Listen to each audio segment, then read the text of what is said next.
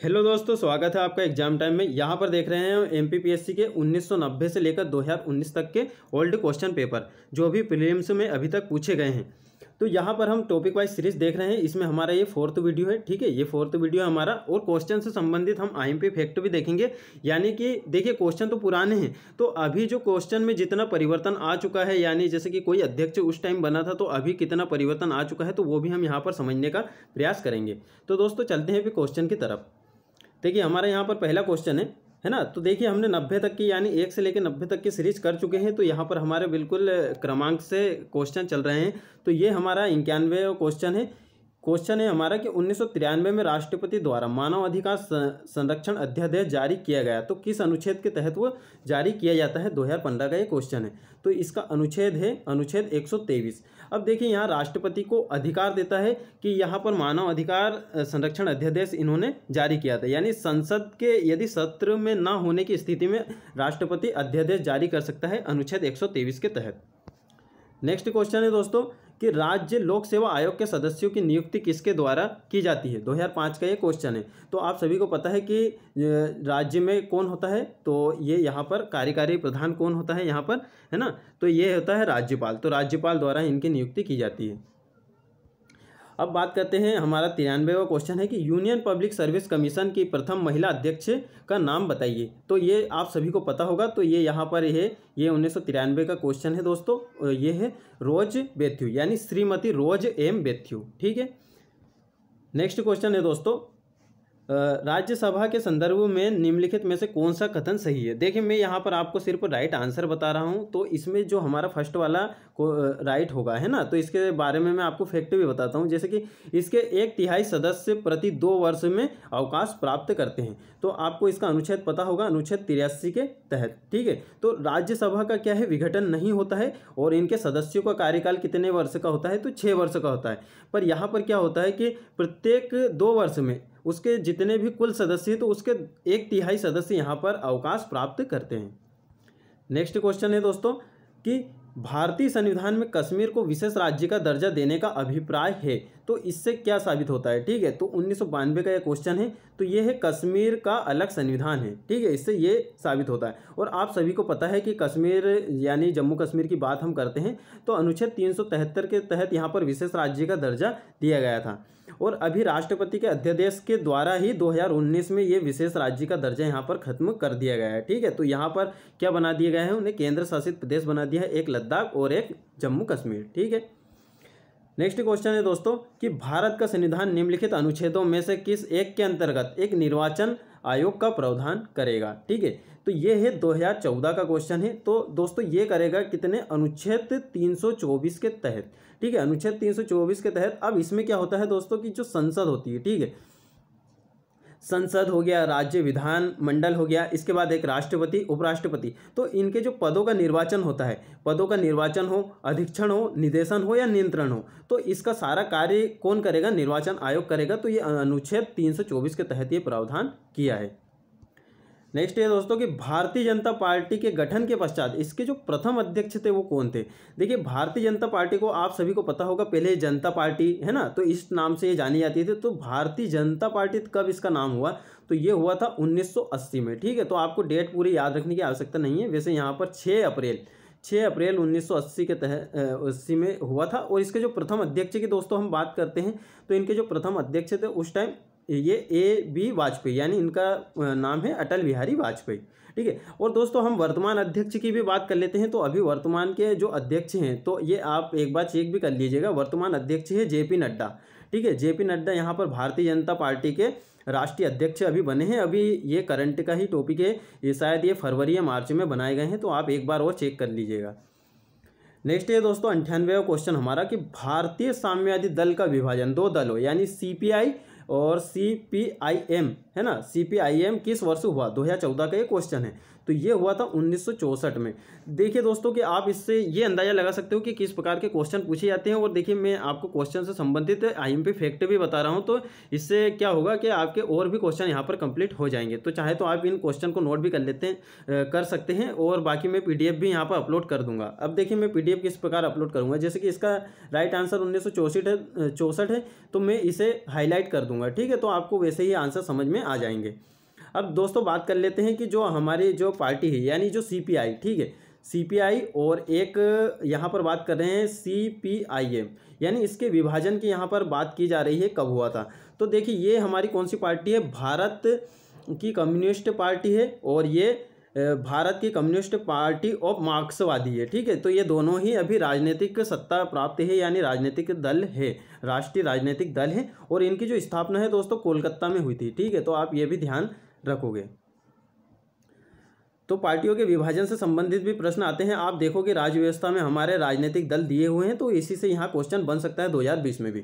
दोस्तों next question है कि निम्नलिखित में से दलीय व्यवस्था किस एक व्यापक व्यवस्था का अंग है। 2012 का ये क्वेश्चन है, तो सभी को पता है कि ये राजनीतिक व्यवस्था है। अब राजनीतिक व्यवस्था किसे, यानी जो इसके द्वारा क्या होता है, सत्ता का गठन व सरकार का संचालन किया जाता है राजनीतिक व्यवस्था के द्वारा, ठीक है। तो राजनीतिक व्यवस्था यदि आपसे 3 मार्कर में भी अगर MPPSC में पूछा जाए तो आप क्या लिख सकते हो कि इसके द्वारा सत्ता का गठन व सरकार का संचालन किया जाता है, यही राजनीतिक व्यवस्था है या दलीय व्यवस्था है।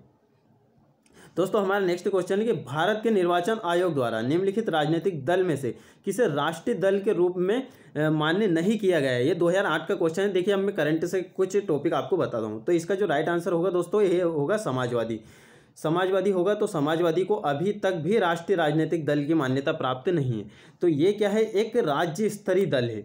अब इसकी स्थापना की बात करते हैं दोस्तों, इसकी स्थापना पूछी जा सकती है। तो इसकी स्थापना की थी मुलायम सिंह यादव, है ना। और इनके वर्तमान अध्यक्ष की बात करते हैं तो वर्तमान अध्यक्ष है अखिलेश यादव यूपी के, ठीक है।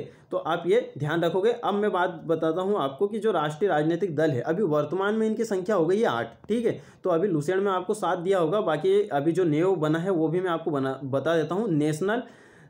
नेशनल पीपुल्स पार्टी, ठीक है। तो ये 2019 में अभी इसको राष्ट्रीय राजनीतिक दल का दर्जा दिया गया है। और बाकी 7 के भी मैं नाम आपको बता देता हूँ।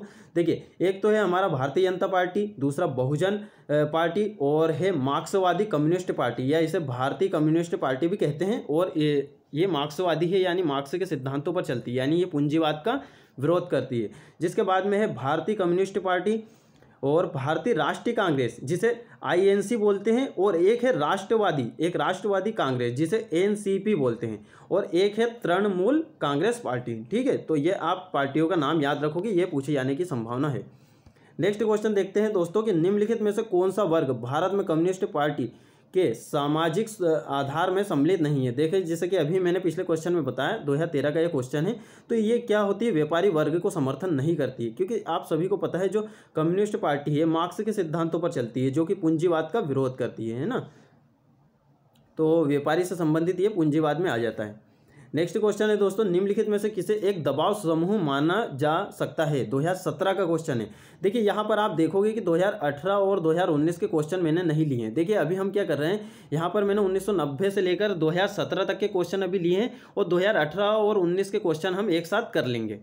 तो दोस्तों यहाँ पर हम बात कर लेते हैं, इसका जो राइट आंसर होगा वो होगा मजदूर संघ के सदस्य। देखिए दबाव समूह कब माना जाता है, यानी दबाव समूह जब माना जाता है जब कोई संगठन अपने हितों की पूर्ति के लिए राजनीतिक सत्ता को प्रभावित करता है, यानी अपने हितों की पूर्ति हेतु राजनीतिक सत्ता पर क्या करता है, दबाव बनाता है, तो वो दबाव समूह माना जाता है। देखिए यहाँ पर मजदूर संघ के सदस्य भी दबाव समूह के अंतर्गत आते हैं, बाकी ये नेचुरली दबाव समूह के अंतर्गत नहीं आते। यदि अगर उसका कोई संगठन यदि राजनीतिक सत्ता को प्रभावित करेगा तभी वो दबाव समूह यहाँ पर माना जाएगा। बाकी ये तीनों यहाँ पर नेचुरली दबाव समूह है। नेक्स्ट क्वेश्चन है दोस्तों कि निम्न संविधान संशोधन में से एक के द्वारा पहली बार संविधान में दल बदल विरोधी प्रावधान किया गया। 2015 का ये क्वेश्चन है, ठीक है।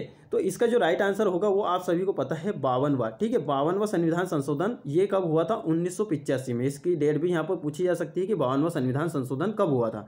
अब यहाँ पर ये इसका जो प्रावधान है दल बदल संबंधी, तो ये 10वीं अनुसूची में है। अब इसमें एक बार और परिवर्तन हो चुका है 91वें संविधान संशोधन 2003 के अंतर्गत। अब देखिए यहाँ पर हम बात कर लेते हैं, जैसे कि दल बदल क्या होता है। यानी किसी विधायक का यदि किसी दल के टिकट पर निर्वाचन होता है और उसे छोड़कर वह अन्य किसी दल में शामिल हो जाता है तो उसे हम कहते हैं दल बदल, है ना, दल बदल उसे कहते हैं। और अभी 2019 में भी दल बदल से संबंधित कानून संसद में आया था, तो उसके बारे में भी आप नेट से पढ़ सकते हो। नेक्स्ट क्वेश्चन है दोस्तों कि किस संविधान संशोधन एक्ट के अंतर्गत मतदाताओं की उम्र 21 से घटाकर 18 वर्ष की गई थी। तो इसका तो आप सिंपली से याद रखोगे 61वें संविधान संशोधन, और इसकी डेट भी आपको पता होनी चाहिए 1988। नेक्स्ट क्वेश्चन है दोस्तों कि निम्नलिखित में से कौन सी भाषा संविधान की 8वीं अनुसूची में नहीं है। देखिए यहाँ पर नहीं पूछा गया है, तो हमें ये भी ध्यान रखना है। तो भोजपुरी नहीं है ना। तो अब देखिए संविधान की 8वीं अनुसूची की हम थोड़ी सी बात कर लेते हैं। जब संविधान का गठन हुआ था, जब कितनी मूल भाषाएं थी, यहाँ पर 14 भाषाएं यहाँ पर ऐड की गई थी।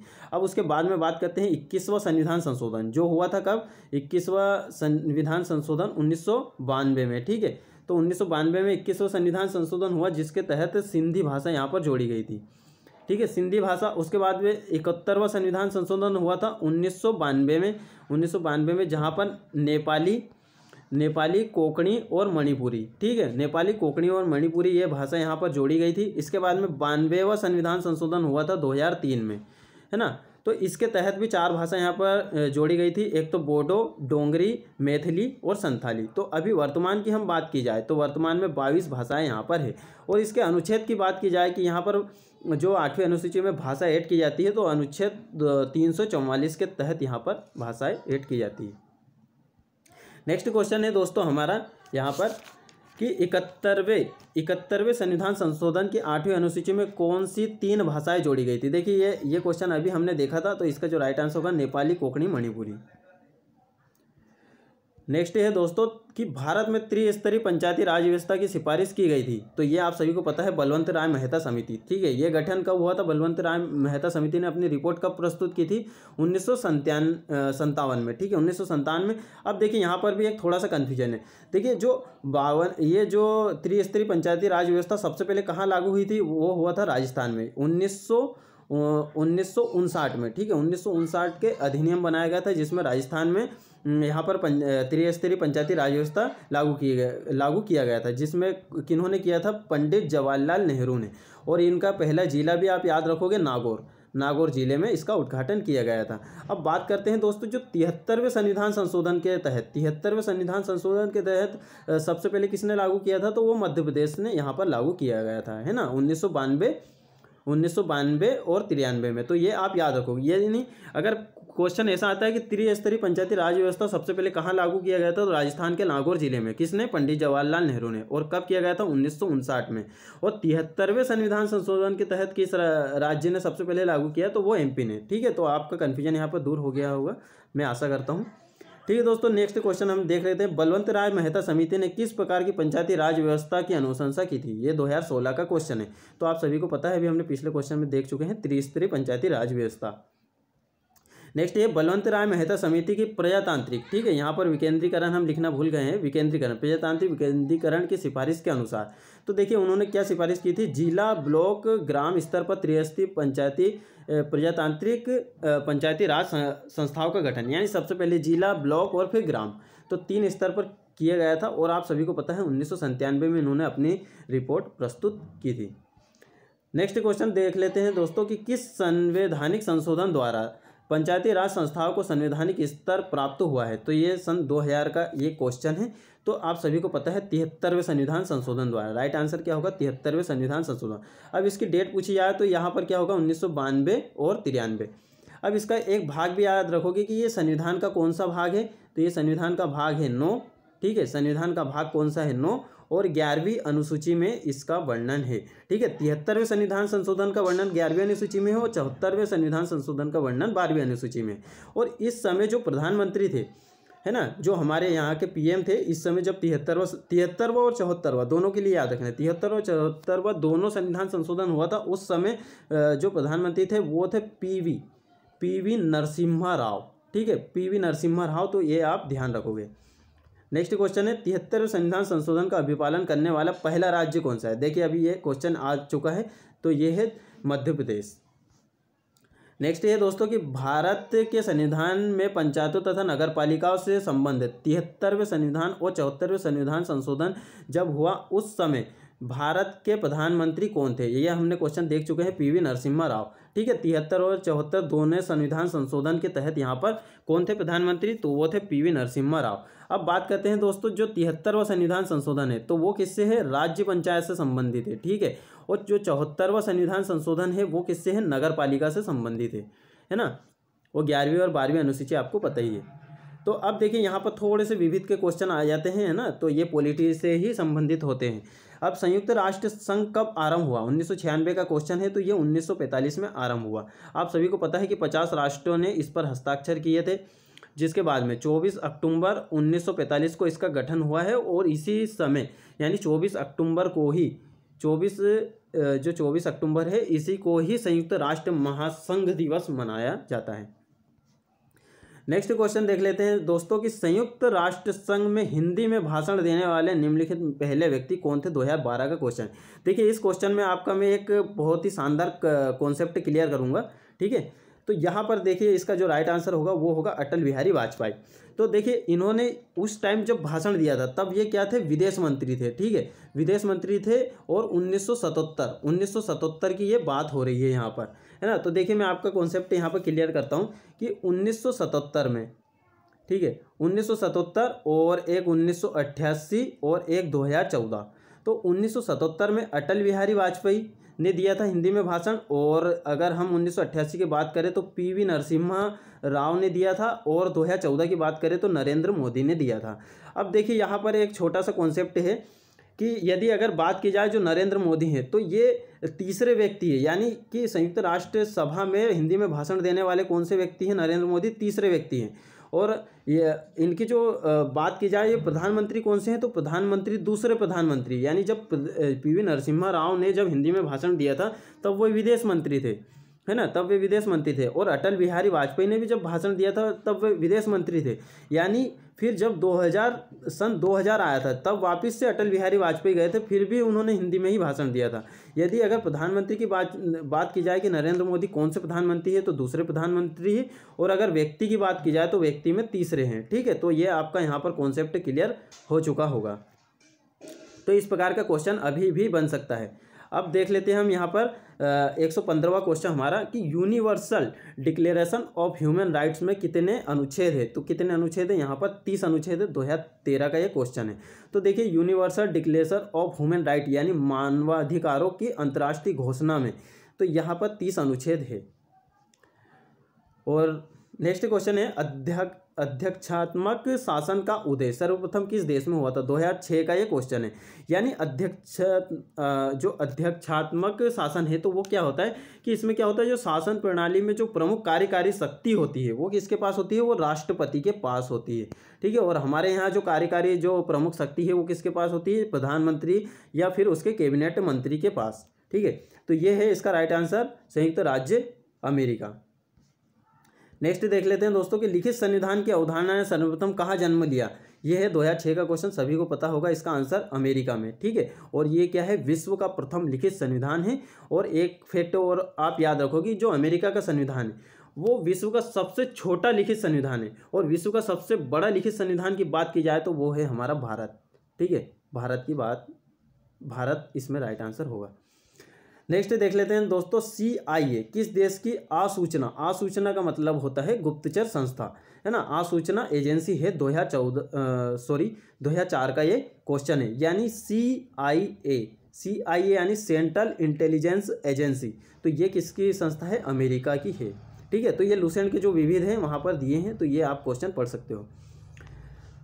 देखिए इससे आपको क्वेश्चन का पैटर्न समझ में आ रहा है किस टाइप के क्वेश्चन आते हैं। अब देखिए ये क्वेश्चन है हमारा कि संसदीय शासन प्रणाली सर्वप्रथम किस देश में विकसित हुई? सभी को पता है ब्रिटेन इसका राइट आंसर होगा, और भारत ने भी संसदीय शासन प्रणाली को अपनाया है जो कि ब्रिटेन के ही संविधान से लिया गया है। अब देखिए संसदीय शासन प्रणाली क्या होती है कि इस व्यवस्था में क्या होता है, जो राजा हो चाहे राष्ट्रपति हो, ये नाम मात्र की सत्ता होती है। राजा हो या चाहे राष्ट्रपति हो, नाम मात्र की सत्ता होती है, और जो वास्तविक कार्यपालिका की जो शक्ति होती है वो किसके पास होती है? प्रधानमंत्री या उसके मंत्रिपरिषद के पास।